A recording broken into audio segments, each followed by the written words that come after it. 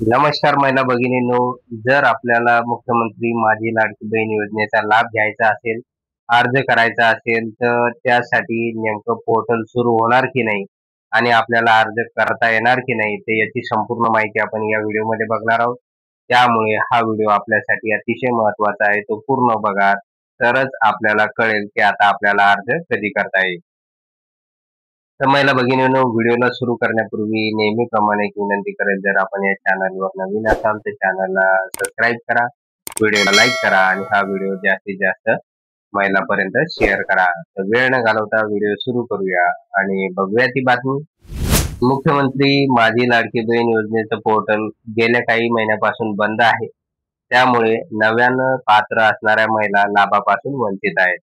जुलै 2024 मध्ये ज्या महिलांचं वय 21 वर्ष पूर्ण झाले आहेत, त्यांची अजूनही नोंदणी झालेली नाही. तर काही महिलांच्या अर्जामध्ये तांत्रिक त्रुटी असल्यामुळे त्यांना लाभ मिळालेला नाही.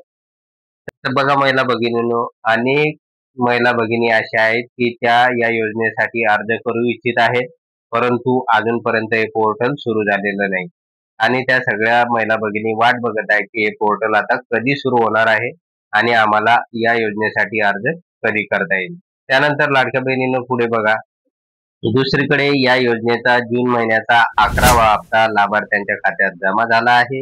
या योजनेची वर्षपूर्ती होत आहे. या योजनेला पहिला शासन निर्णय 29 जून 2024 रोजी जारी करण्यात आला होता. मागच्या वर्षी स्वातंत्र्य दिनाच्या पूर्वसंध्येला पैसे मिळण्यास सुरुवात झाली होती. जुलै 2024 ते मे 2025 या काळात लाडक्या बहिणींना 11 हप्त्याचे 16,500 रुपये मिळाले आहेत. मात्र आता पोर्टलच बंद असल्यानं नव्या पात्र बहिणींची अडचण झालेली आपल्याला दिसून येईल. विधानसभा निवडणुकीनंतर लाभार्थ्यांच्या अर्जाची काटेकोरपणे तपासणी सुरू आहे. शासनाच्या 2 योजनांचा लाभ, 4 टाकी असणे, उत्पन्न जास्त असणे अशी निकष लावल्यानं लाखो लाडक्या बहिणी आता अपात्र ठरल्या आहेत. दुसरीकडे सरकारी नोकरी असूनही लाडकी बहीण योजनेचा लाभ लाटणाऱ्या सुमारे 2,25,000 कर्मचाऱ्यांचाही लाभ आता बंद करण्यात आलेला आहे. तसंच ज्या महिलांना पीएम किसान सन्मान निधीचा आणि नमो शेतकरी सन्मान निधीची रक्कम मिळत होती, त्यांना या योजनेच्या GR नुसार 500 रुपये मिळतात. विधानसभा निवडणुकीत ही योजना एक गेम चेंजर ठरली होती. आता आगामी स्थानिक स्वराज्य संस्थेच्या निवडणुकाआधी योजनेसाठी नोंदणी न झाल्यास त्याचे पडसाद उमटण्याची शक्यता आहे. तर बघा महिला भगिनींनो, या ठिकाणी विधानसभा निवडणुकीच्या तोंडावर हा निर्णय घेऊन अशा प्रकारची योजना सुरू करण्यात आलेली होती.